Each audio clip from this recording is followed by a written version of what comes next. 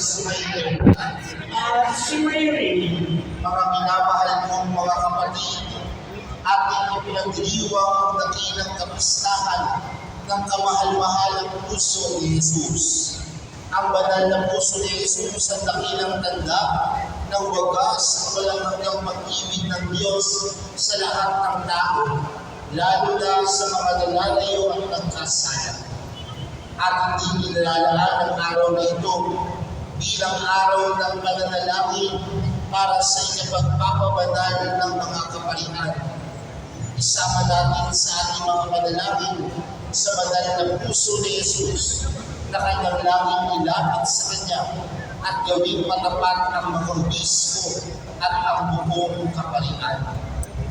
At upang tayo po ay maging karapat-dapat gumanap sa banal na pagdiriwang na ito, alalahanin po natin ang ating mga pagkukulang at nagawang pagkakasala.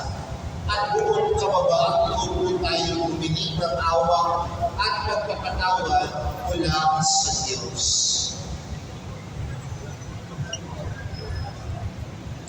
Tila amin sa makapangyarihang Diyos at sa iyo mga kapatid na lukha akong nagkasala sa isip, sa salita at sa gawa at sa aking pagkukulang.